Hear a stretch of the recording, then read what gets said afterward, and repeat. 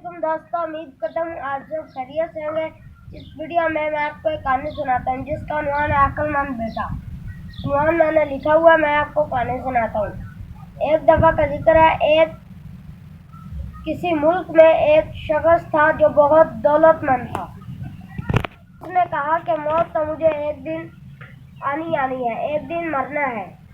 तो उसने कहा कि क्यों ना मैं अपनी सारी जायदाद अपने बेटों के नाम करा दी। उसने सारी जायदाद अपने बेटों के नाम करवा दी और एक कीमती मोती लेकर अपने बेटों के पास आया और कहा, बेटो, जिसने अपनी जिंदगी में सबसे अच्छा काम किया होगा उसको ये हीरा मैं दूंगा।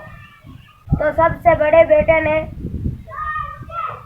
अपना किस्सा सुनाया कि एक दफ़ा मेरे दोस्त ने मेरे पास अशर्फियों की एक भरी हुई थैली मेरे पास अमानत रखी थी।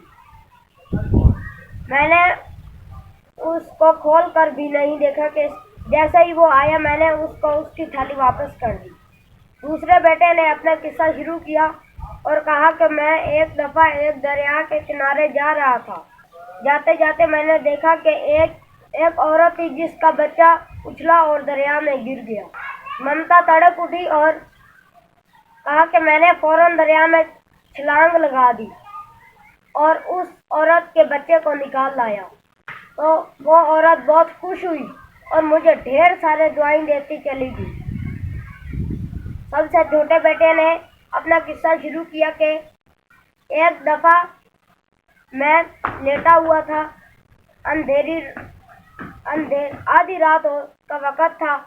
आसमान पर बिजली चमक रही थी। मैंने एक पहाड़ के दामन में एक गार के कोने पर एक शख्स देखा, वो बेहोश था। मैंने करीब जाकर देखा कि ये मेरा दुश्मन था, तो मैं इसे उठाकर घर लाया।